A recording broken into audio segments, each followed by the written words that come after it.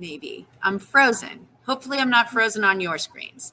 Hello. Hi, everyone. Welcome. My name is Kim Havens. I am the event manager here at An Unlikely Story. I'm on our stage. We have had a couple of in-person events, so I just felt like sitting here. I'm so excited to welcome Victoria Lily Shaffer and Jackson Galaxy to talk all about the importance of pet adoption and to introduce Victoria's debut book, Pup Culture. It's right here. It is the very coolest book. I've adopted many rescue dogs and cats since the day my mom finally said, okay, and I'm beyond honored to welcome Victoria and Jackson tonight. Before we get started, I have a couple technical tips. If you have any issues with your video or audio, just try refreshing your page and you will jump right back into the presentation. You won't lose anything. Sometimes people will disappear. Again, just refresh them and they will show back up.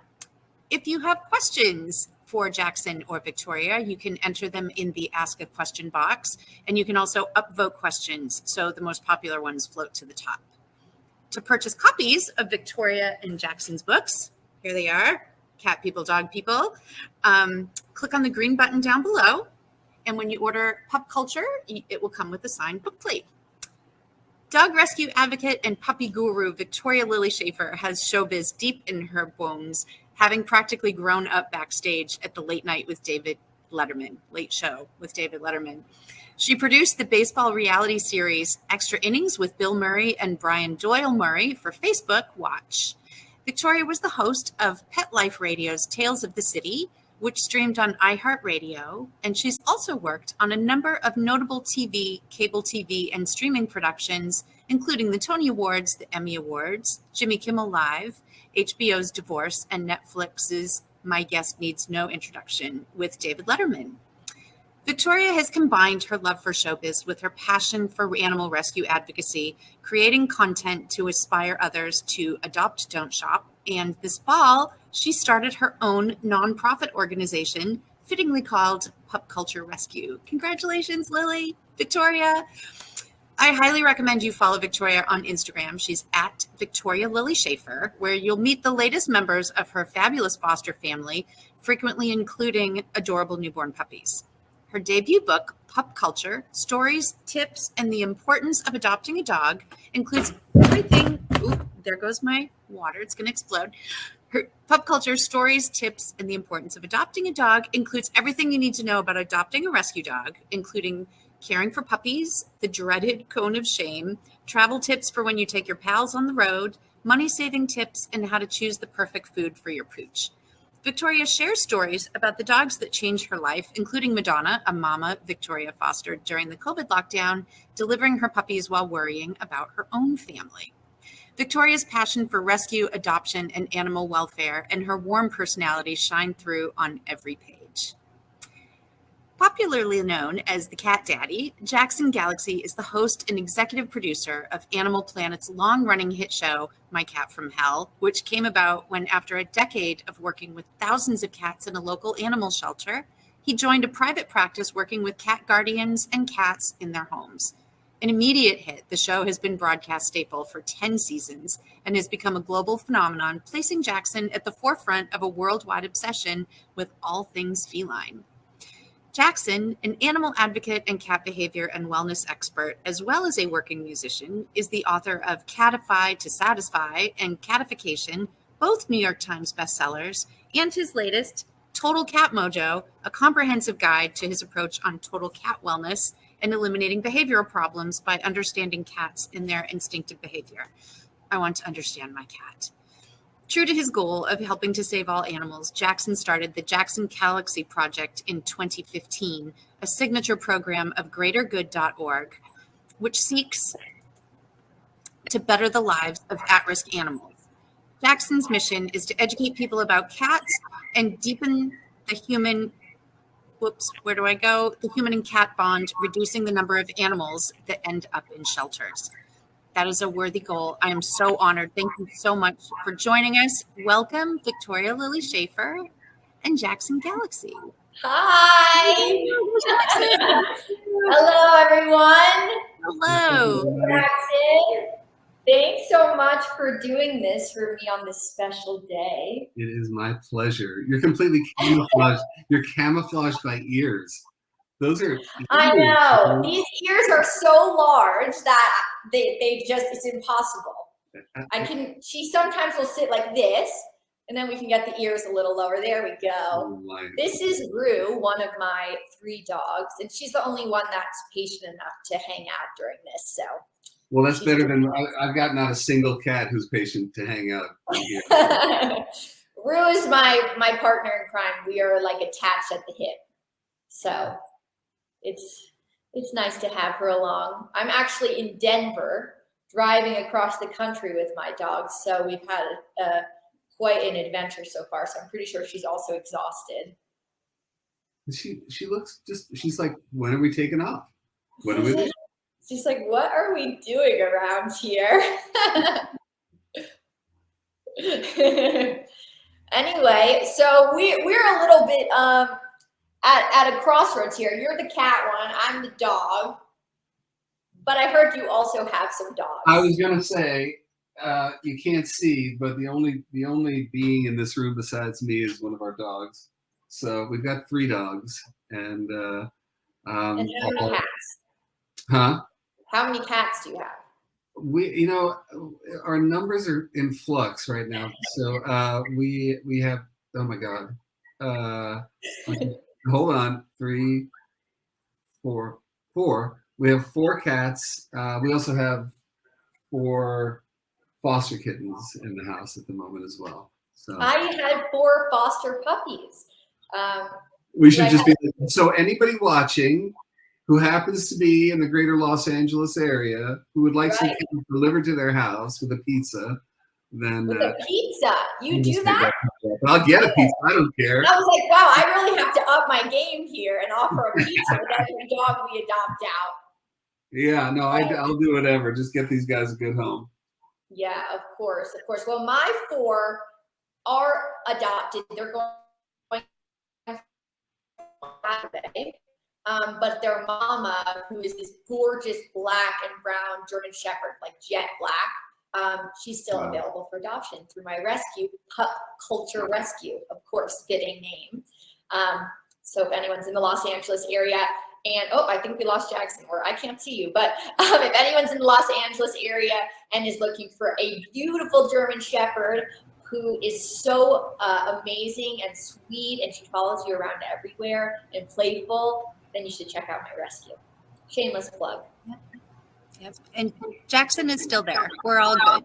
Oh, he's still there? I don't see him. I'm here. Pretend he's there, and he will come back. Oh, can you not see me either?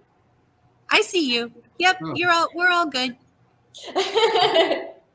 So we'll just trade. I'll take a German Shepherd. You take 4 kittens. We're all good.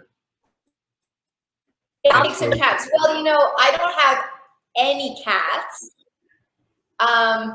Yes. I'm sort of a little hesitant, so I was hoping you would enlighten me on why I should get a cat, and also if cats and dogs can coexist, especially because I have so many dogs at my house so often.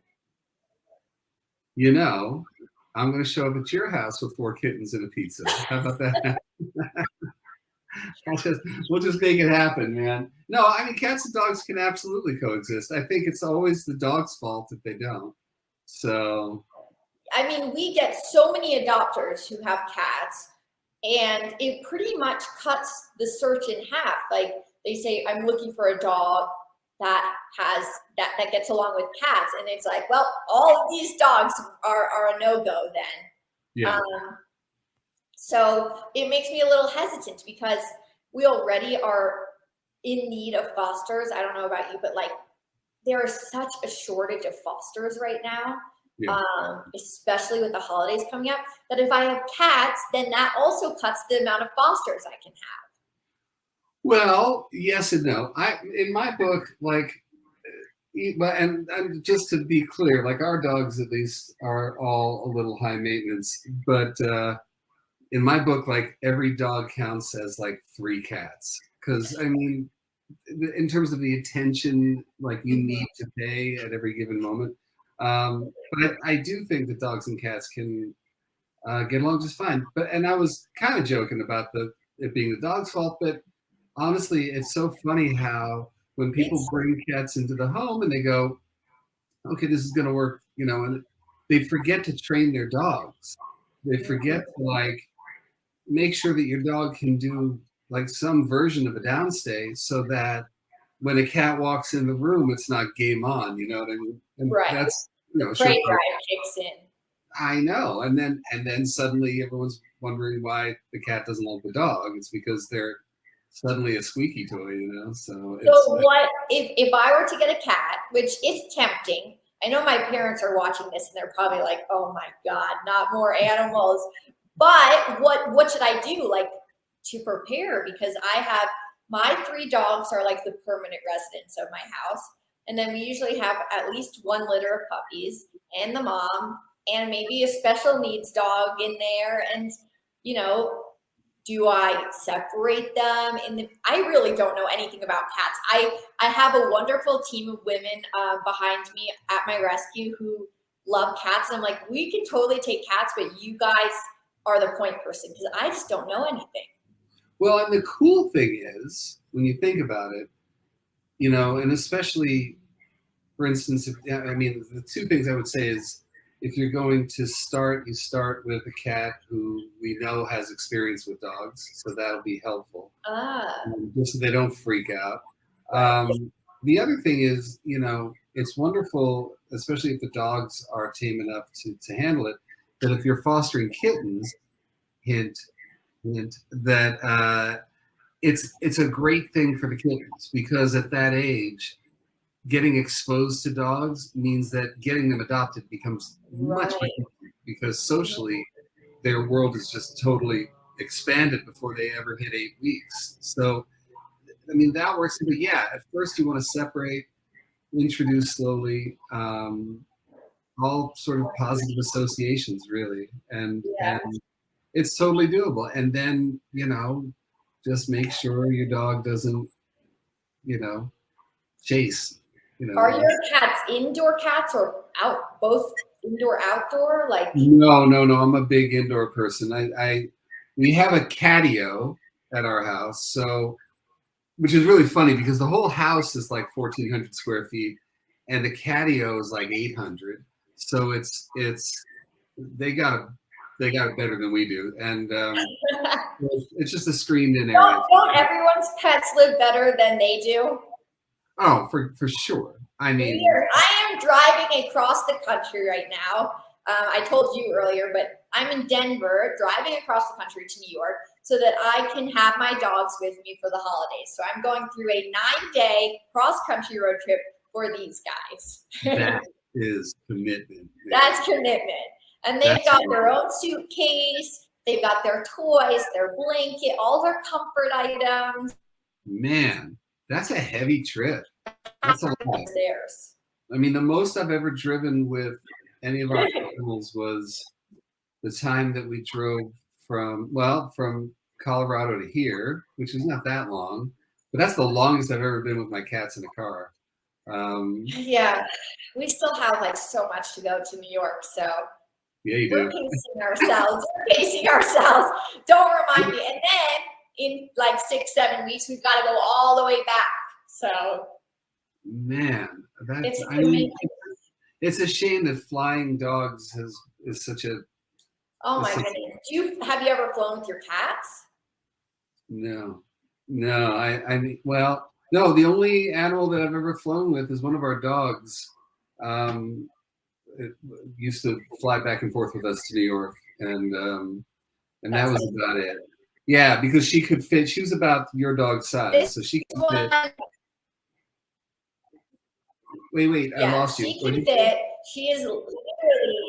She's like attached to me. That if I leave her, she pees all over the house. We're at that point. She's 9.5. Like if she hasn't got the potty training down yet, like I don't know what we're gonna do. But it's when I leave. It's like So even my dogs aren't perfect.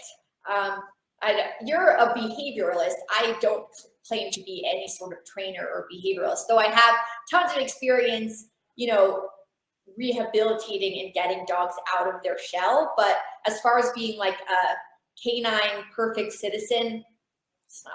Oh, I'm not even. Listen, I do a lot of work with cats. Dogs have me wrapped around their finger. Like I don't have any aspirations. I walk into a room and they're like, oh, the court jester is here, or like, oh, the food source is here.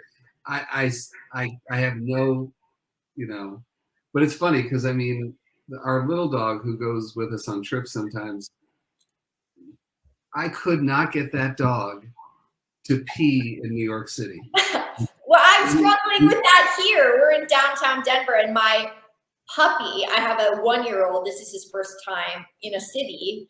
It was his first time in an elevator yesterday, which I didn't even think about. Yeah. And he gets in and he's like bracing himself. And I was like, he's a COVID baby. He's a COVID baby. So his experience doesn't come, he's not very well rounded. This is his first time. This is Rue's 3rd time across the country driving.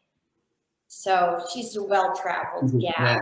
She's a vet. Yeah, it was funny. We got to the point where we just ordered, that fake grass that you can get. It's all over my backyard. Yeah, we put it in our hotel room, because in the bathroom, because after an hour and a half of trying to walk that dog in 15-degree weather, knowing that she will never pee, she'd rather explode. So did it work? The grass? The fake grass? Oh, totally. Yeah, totally. I think there are a lot of dogs that wouldn't even pee on fake grass. It's got to be the real deal. Oh, yeah, no. Yeah, I don't know. At this point, it's been a while since she traveled with us, but it's, it's tough though, because I mean, even she's just big enough that she's bigger than a Sherpa bag, so it's tough to get her under the seat and everything at this point. Rue loves that bag, right, Rue? She's just she's more like a cat. She's my most cat-like dog.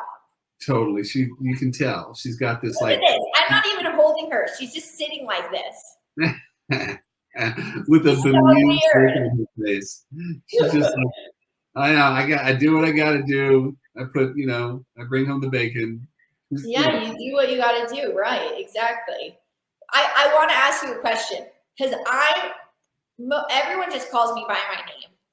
How the heck did you get the cat daddy? And what should my title be? Because well, I mean, I actually here's what the story was. The story was that when I started working in a shelter, and I really had very little experience with cats, and at that me too. Before, that's something we have in common. I didn't have my first dog till I was 12, and even then, I didn't really know anything until I was in college. My parents are just not animal people. They're going to get mad at me for saying that. They're love animals now. They weren't animal people before. Nice cover. Yeah. Hi, Mom. Hi, Dad. Anyway, you were working at a shelter.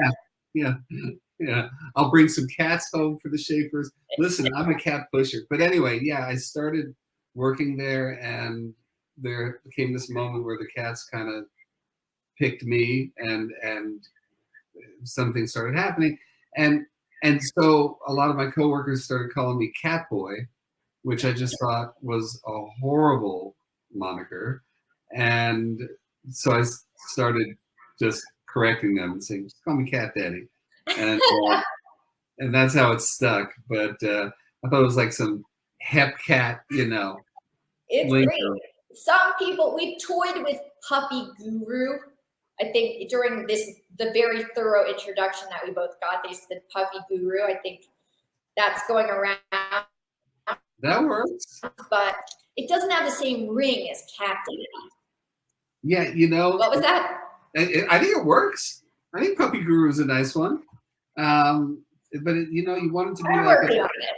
Yeah. No, I'll think about it too. I'm pretty good with those things. But when you try to sort of reinvent, I mean, I honestly, like I said, the cat thing was never going to, I had no plans. It was just that at that point, this was back in 92, 2, I think, when I started, and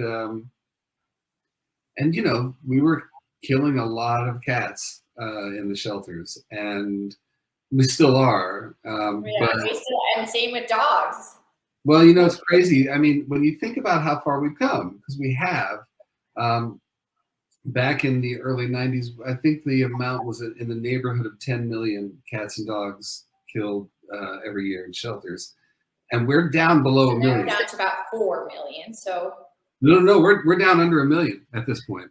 So from the last numbers that I saw, and who knows? I mean, and then this year has kind of messed that up a little bit.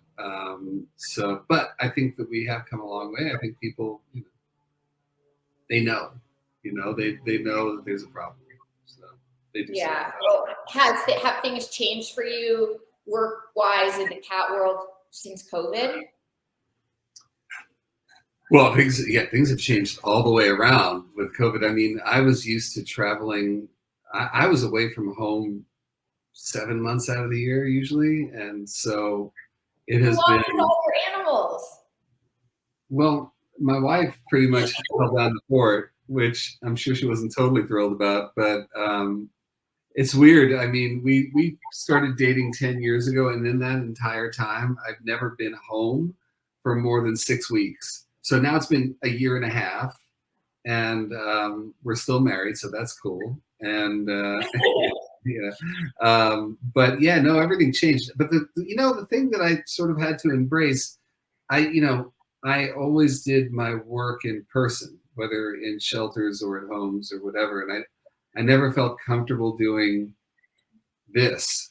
But the pandemic really forced my hand a little bit, and I started getting back into one-on-one consulting, but having to do it long distance, which has been a challenge, but it's working, as well as we can make it work, I mean, I'll be really stoked when we can travel again, so I mean we can, but for work, which makes it's hard, right now.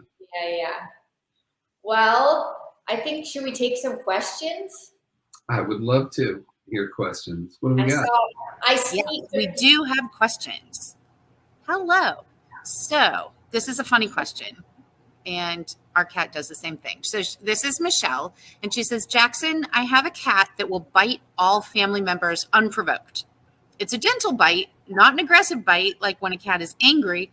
Why is he doing this? Is it because he wants to play? And how can we stop the behavior? Usually when you have cats who are just sort of loose-mouthed like that, it's something that is part of their early kittenhood. So cats have a pretty intensive socialization period between about 2 and 9 weeks. And in that 2 and 9 weeks, they learn a lot of the life lessons that they carry with them for the rest of their lives. And not that it's undoable, but if, for instance, they are with humans who use their hands as toys, that's going to teach the cat to bite. If they are without other kittens or their mom, they don't get that lesson to inhibit their bites or inhibit their claws or stuff like that. So they'll carry with them some bad habits. And so you'll find that as that cat gets stimulated, as they get into play, or, there's humans walking all over the house and everyone's like high energy, that's their reaction. How to stop it? I mean, I don't know your cat, so. Well, I know our cat Luna, when she's annoyed with us, she will just give us a little bite. Yeah, I mean, I do the same thing when I'm annoyed. Yeah, exactly. So this question is from Riley. Victoria, what are your best tips for helping a fearful dog to come out of their shell? Oh my goodness. I think I know which Riley this came from. Okay, so for fearful, I mean, in rescue, most of the dogs that we get are completely different dogs than how they grow and come out of their shell. I would say number one, and this is something that Rue has taught me because she was very, very shy when I got her. She was actually found in a dumpster, and she wouldn't walk on a leash. She would just hide under the bed, is patience. A lot of it is patience, because if you have a shy dog, probably same with cat, and you force it out of them, that's not going to be long term. You're only the shyness usually comes from trauma to begin with. So I would say patience, observing them, seeing when they're more nervous, and working through those problems. But yeah, Rue has come a long, long way. She is 9.5 years old. We've had like a handful of trainers just completely vanish on us and quit because she was so shy and wouldn't walk, wouldn't eat. They would bring like their steak from the night before, like dinner, to try to lure her out from under the bed. And what it came down to was just, letting her gain my trust, and really making sure that she felt safe before we worked on basic obedience even, and that sort of thing. Not like overloading.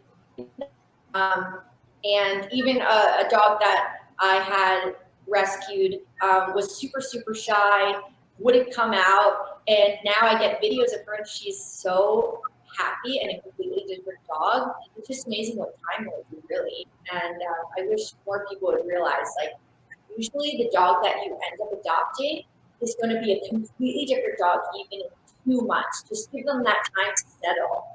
I'm sure same with cats. They've been through so much, like jumping from home to home and stuff. And it's interesting. I mean, I think that just as with any parenting, I think there's this balance where nobody's happy being scared, nobody's happy being shy, but they stay in that place because that's the lesser of two evils, and I think that there comes a point where we need to challenge these guys to gently, as long as there's a reward at the end of that, as long as life is better there than it was over there, then, so like with cats, I tell all my clients, I don't believe that any cat person should have unders to their beds. Like, block it off, get a platform, do whatever it takes. Don't let your cats under the bed. You have no control over it, and they will just stay there. So it is like, it's that balance, the comfort and the challenge. Yeah, that's a good point. Yes, it took 3 years for our hound to bark. She 3 no years. eye contact, nothing. Patience, 3 years. She's a totally different dog. Yeah, right. Totally different dog. Each one of my dogs are a completely different dog, and I love getting like a updated video, and you're just like, that is not the same dog. Both in appearance often too, and their ears are flat. Yeah, and their tail is tucked, and then they just realize, the meals are going to come regularly. This is my home. These are my people. But yeah, you're totally right. You do have to be mindful as you push in the right direction, but not too much, because that could send you right back to where it started. Absolutely. Right. So this question is from Brianna. She says, "Hi, Jackson and Victoria. My cat has been coughing, sneezing, and breathing with his tongue sticking out since our dog moved in. We're taking him to the vet in a couple of days, but is it possible he's allergic to the dog?" Did you say the cat is allergic? Is there a cat? Yeah, the cat is coughing and sneezing. The cat, they got a dog, and the cat is breathing weirdly with its tongue out. Yeah. Yep, coughing, sneezing, and breathing. Thank God there's veterinarians, because I have no idea. I would just say, with dogs, like when their tongue is out and they're panting, it's usually that they're nervous or, Yeah, no, I mean, with cats, a panting cat is never a good thing. Get to the vet. Yeah, for sure. Yeah. Don't ask us. Go to the vet. And honestly, here's the thing. Yeah, it's possible if there's an allergy. Cats can be allergic to a lot of things, as I know personally. I mean, one of my cats, went to had an allergy test done, and she's allergic to everything. But Same with the dog, Echo. oh my God, it's crazy. Like the stuff that we have. Pollen, grass, dust. Mosquitoes. What my cat is so deadly allergic to mosquito bites. Wow. And she gets them, so they get allergy shots. I don't know about your dog, but Yeah, same. yeah, and it's great. It saved her. Yeah. Well, we're still on that path of trying to figure it out. He's almost 9. It's like a new hot spot comes out. We're doing this new serum that was specially made for him. We're doing the Cytopoint shots, special food, all sorts of stuff. But it's so hard. I'm just like, can you just tell me what you? Yeah, and the thing I will say is this. I mean, it could, and again, as we're both saying, get your cat to the vet, and potentially, I mean, if you don't have an appointment until next week, is that what you said? You might want to go to the ER, and I'm not trying to be alarmist, but if your cat is not breathing through his or her nose, and because of that, their mouth is open, and it's just not a good thing. I've never seen a cat with its tongue sticking out. I mean, it can happen, and again, I rarely see it just with a cat just sitting there. Usually it's after exercise, and they pant the way dogs do after exercise, but it's usually much briefer. Anyway, but this, like we're saying, it could be that. It could be completely unrelated. It could be coincidence. But regardless, it's not something that is normal, as I'm sure you know at this point. Which they probably realized, yeah. Yeah, go to that. And I know, by the way, sending anyone to the vet these days is really hard. The whole veterinary industry is in, I think disarray is a decent word. It takes a long time to get appointments. They're totally overworked and understaffed. And but if you got to go to the ER, you got to go to the ER. You've got to take care of them. So I have a couple. First, this is okay. So this question is from Lulu. In the winter, there are a lot of patches of deer poop around the house. My dog, Mr. Kite, loves to eat it, and it's a gourmet meal for him. Is it safe? I have a dog named Echo who's also will eat most anything. I would say it's not the worst thing in the world, but if you can avoid it, definitely do, because you don't know what is in there.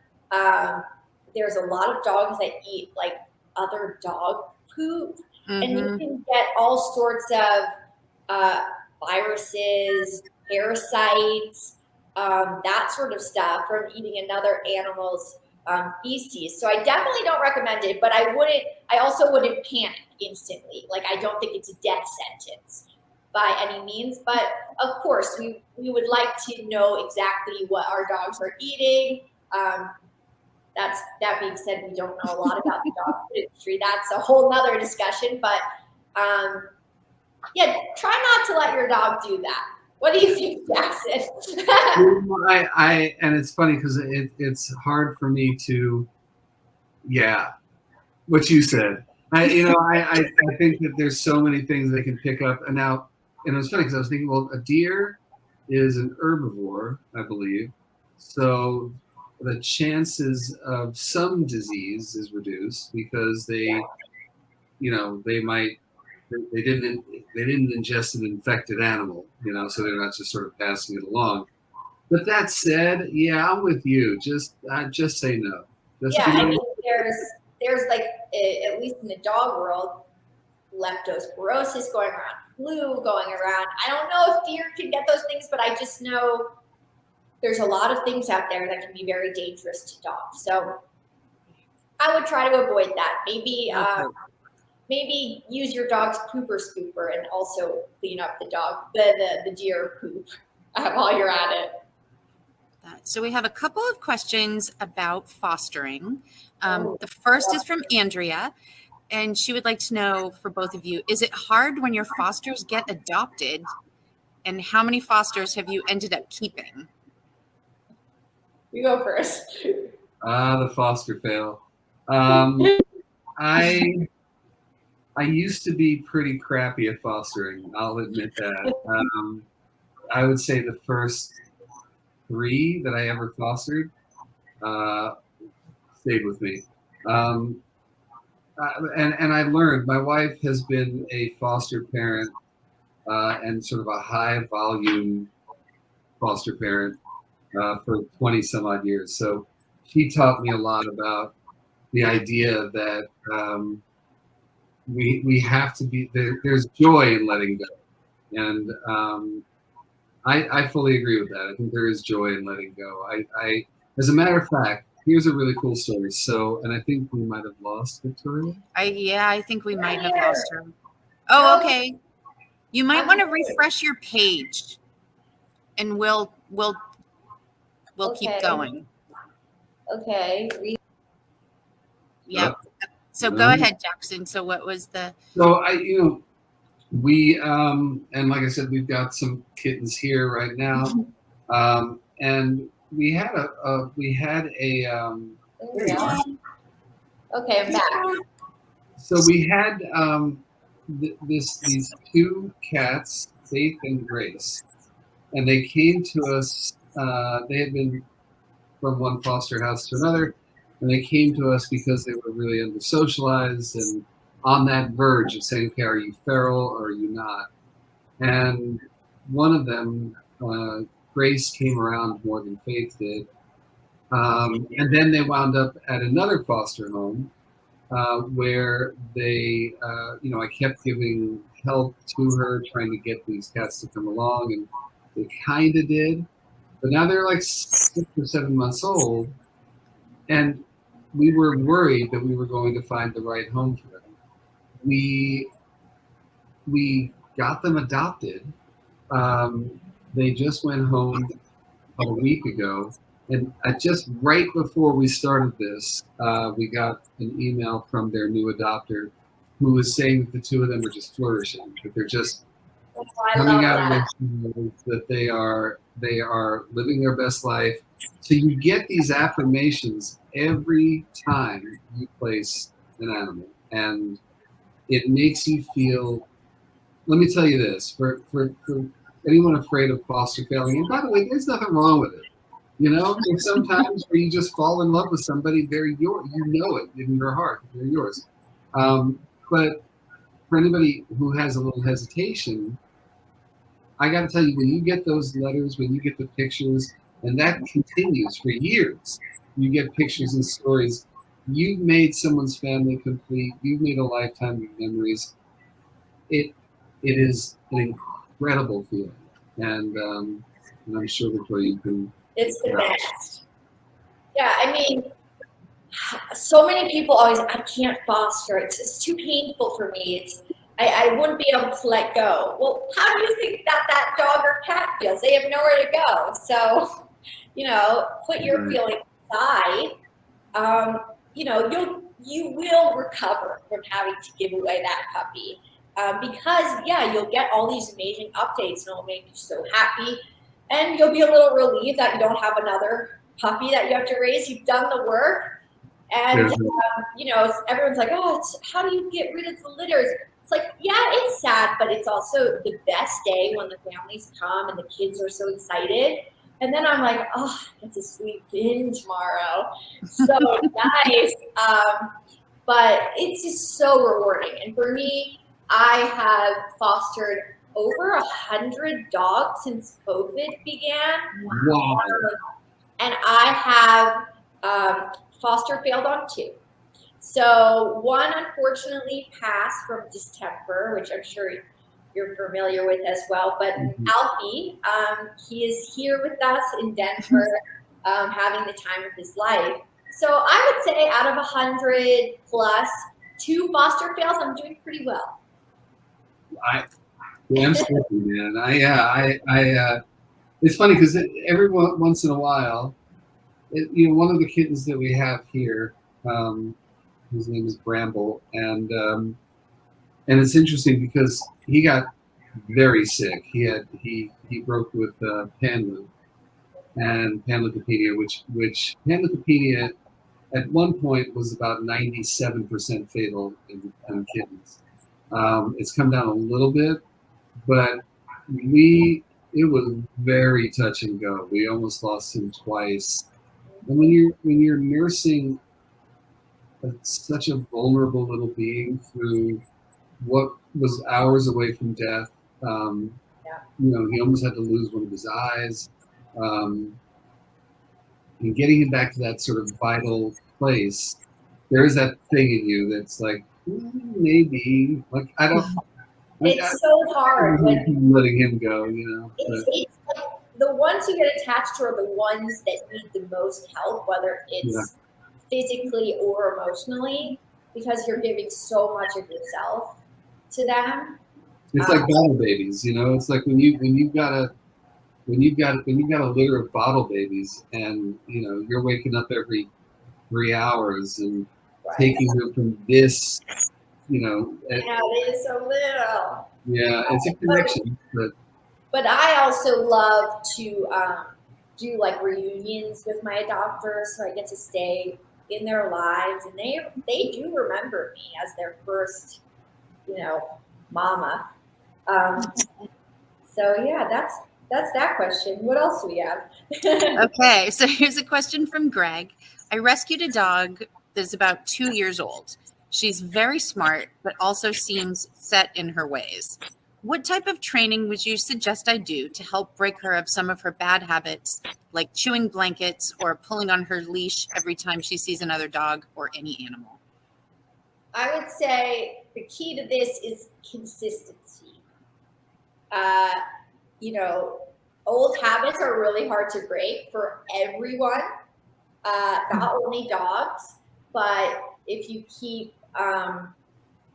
consistent habits like leash walking, don't give in and just say, it's taking too long to get to the end of the block, so we'll just let her pull and do her thing, and make sure that you stand your ground, and every time she pulls, reset.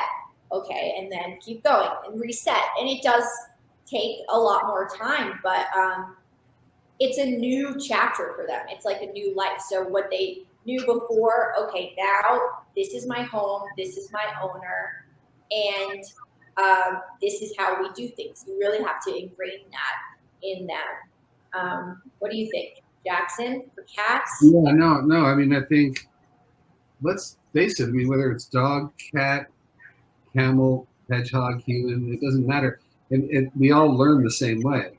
And consistency is part of that learning, It's like when you're a little kid and you have to practice your alphabet over and over and over again. If you only did it like 6 times and then you gave up, it's going to be a problem for you. So yeah, I mean, I agree completely. And I got to say, I have been completely guilty of the lack of consistency thing when you are confronted with something that's really hard. One of my dogs, because of a lot of abuse that he went through, is still a little unpredictable sometimes. And so when I go walk with him, sometimes I'll just feel unsure of my own abilities with him. Right. So that leads me to not walking him sometimes. Confidence is the other thing. What was that? I was going to say confidence is the other thing. Like animals are extremely intuitive. If they feel that you're doubting what you're teaching them, they're going to respect you and follow your lead. Right. That vibe goes from one end of the leash to the other. Mm-hmm. Oh, it totally does. Totally. So this question is from Darcy. Jackson, what made you choose cats over dogs to focus on? And Victoria, why dogs over cats? I was waiting for something like this to come up. Good question. I feel sort of I feel a connection to every animal that I meet. I just know that in terms of knowing, just in terms of my confidence from a sort of a base empathetic place, I always felt like cats just we fit. I don't know how to better. Like I said, when I first started working at the shelter, it was the cats that just gravitated towards me, and I don't know what that was about. And I never questioned it. I just knew that it was my opportunity to do more at the shelter I was in, because nobody knew the first thing about how to behaviorally bring cats out of the shell. And when you are faced with euthanizing cats every day, and you're given this I don't want to call it a gift, but whatever it is from those cats to say, do this for me, and it worked. That's what led me into it. So I adore dogs. Obviously, I've got 3. I adore all animals. There was something. The cats picked me, and I was like, cool. All right, I'll go with that. Yeah. I'd call it a gift. Yeah. Literally, like, I don't want it to sound like, oh, Yes. I've got this gift. It's just, it was a gift. It was the cat. It's like a union of cats. Like, they were like, yeah, let's give this guy a shot. And It's a gift for you and the cats, I would say. And I think, Victoria, you're probably the same way. I mean, in that, if you're I don't know if dogs just sort of like gravitate towards me naturally, like this spiritual thing, but I don't know if I have that gift. But I think really learning about rescue in particular has completely got me into this obsession of like, how can I do more? How can I help more? Seeing it with my own eyes, this sort of growth that has happened, it's almost addicting. It makes you feel so good, but you just can see your direct impact. And I don't know, I think dogs for me have always been a little bit more personable.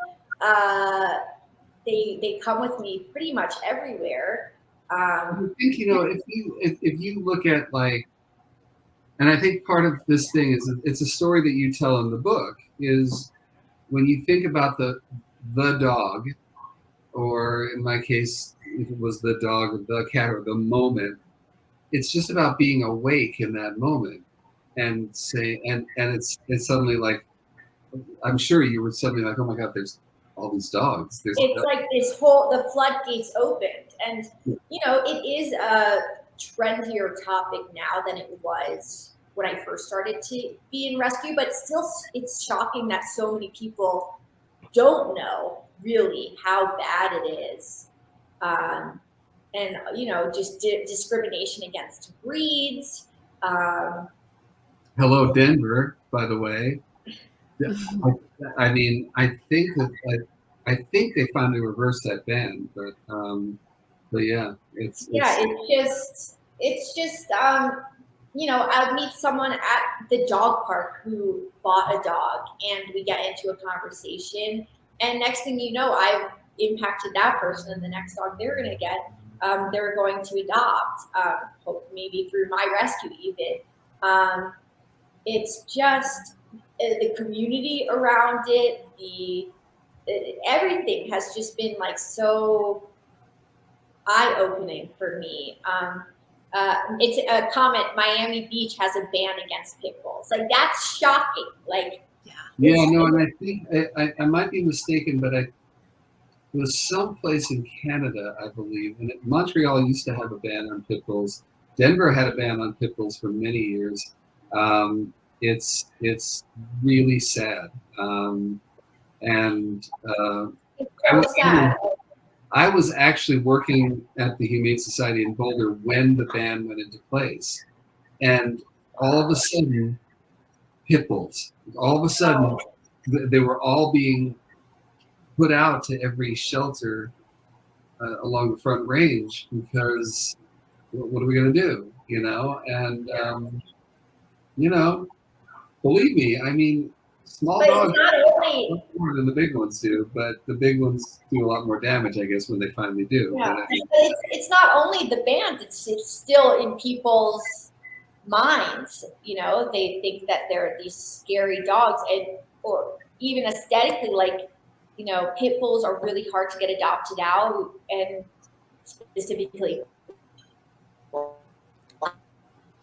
dogs are adopted out. There's still a lot of issues there. I have my youngest dog. He's a pit bull mix. He's like the sweetest, friendliest, happy-go-lucky dog. He's like my puppy raiser. Like, he's in there with the puppies, laying down, playing with them. My Chihuahua here and Australian Shepherd mix, which are both more popular breeds, they do not have that patience or that friendliness. It's really like people. Dogs are different, and it depends on who raises them. I think it's a really interesting point that you brought up about the trendiness, I guess, of rescue. Thank God, by the way. But I mean, for folks like us who've been doing this for a bit, it trying to get that message through. Forget about buying, which, I mean, I think we have the same message. Please don't. At this moment, we can talk about responsible breedership a couple of years down the line. Right. Once we stop killing all the rest of Right. these. I say, like, look, rescue is like a business that would love to be put out of business. Like, we would love to not do this and have to see all the horrible things that we see, but someone has to clean up the mess. Yeah, and I think the mess will be cleaned up eventually, as long as, to your point, people by and large will just sort of hear it for what it is right now. So I mean, back in the day, it was hard to get the spay-neuter message out there. It was ridiculous, and now at least that's more of an accepted thing. Adopting is more of an accepted thing. So I think we're on our way. It's just that, really, honestly, for anybody watching here, there was a moment last year at the beginning of the pandemic. We put out this big call for foster parents and adopters, and everyone came out of the woodwork, and it was beautiful. But the shelters just filled back up again. And a lot of people returned those pets when they returned to their normal life. That's actually more of a dog thing than a cat thing. I think because the dogs can stay at home. Yeah, and all of a sudden the idea of having to hire a pet sitter or whatever. But with the dogs, the owner surrenders are like through the roof of people surrendering their dogs because they didn't think ahead.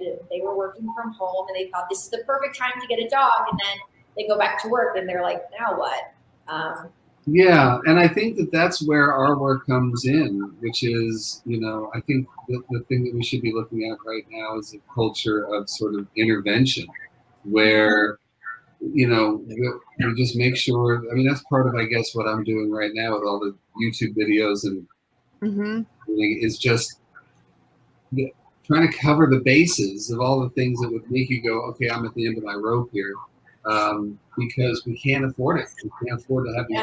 And we always, my rescue and most other rescues, if you reach out to them and say, I'm, at my wit's end, I'm having this behavioral problem, we will try to extend our resources for you if you are willing. If you are like, I do not want to give away my dog, but I'm having this problem, we would much rather you reach out and before it's too late. Yeah, ask for help. I mean, I think it's, one of the beautiful things is that now a lot of the more progressive shelters and rescues have helplines. They have people who know what they're talking about. Sometimes, I'll tell you this, when I was working at the shelter was when I first started going to people's homes, because they would call the shelter and say, I'm done. Yeah. And I would say, let me just come over. I'll be right over. And usually it was like a 10-minute fix. It was just that the relationship, it wasn't the behavior. it was the relationship itself was dysfunctional and got into that place. 10 minutes, yeah. 10 minutes to get them on the road back to just having a normal relationship. And I think that's another sort of thing that we're seeing with a lot of the pandemic adoptions, is that just like with humans, we're having too much, quality time. I mean, we're having separation anxiety through the roof for dogs. that too. Yeah. It does. So, but these are all workable things, and yeah, I mean, I think it's a very challenging moment. We still need foster parents more than anything right now. So so badly, we need fosters. I wish I could foster specifically for Black rescues. We need fosters. So do you need, because I find it so interesting, because we've hosted the author of Rescue Road and had that they bring dogs up from the South, and actually both of my dogs came from the South. Road from the South? They did. Junebug came from Tennessee, and Georgia came from Georgia. Her name was Dawn. she doesn't look like a Dawn. Bruce from North Carolina. Right? Yeah, it just seems like so much of the South. And we're actually hosting another event with an author. And now I'm not going to remember her name, but she was big with Hurricane Katrina and matching, getting those dogs adopted. Cassie, who is the author? Cassie will remember. But I love how many, because I just realized now, when you're so passionate about rescue, what I can do is host events with rescues. And so we all kind of do what we have. Yes, the South has a lot of issues. Yes, they do, Andrea. I think we could go on. I think we need like a part 2 of this event. Because Jackson, I want to find out why I had to give up my kitten. Because all over my furniture. She was fine for a while, and then I did something. I don't know what we did. If you said you did something, it's usually the owner. It's your fault. I'm sure I did something. We moved the litter box. We did something, and yeah, we still have Luna, but Nova went back. But after we spent about $1,000 on vet bills to make sure she didn't have something wrong with her. But anyways, oh my gosh, I cannot thank you guys enough. Thank you. Thanks, Jackson. Thank you guys. Jackson, it was so nice. I'm addicted now to your videos, and now I got your book for my son, because our cat and dogs have been the MVPs of the quarantine and everything. So yes, Total Tap Mojo by Jackson and Pup Culture, and Victoria has signed book plates for us. And I did. Yes, thank you. My arm was tired, but I did it for everyone. We so appreciate it. And good luck on your road trip. We moved from California. Thank you so much. I'll be in New York on the 20th and be doing all sorts of events there. And then I'll be back in LA doing other events in the new year. So excellent. Thank you both so much. And whenever we're back on the road, I would love to welcome either one of you to our event space. It's quite wonderful. Definitely. Thanks so much. Say bye, Rue. Say Thank you, Jackson. Bye, Rue. Bye, guys. Bye, Victoria. Bye, everyone. Thanks so much. Take care. Bye.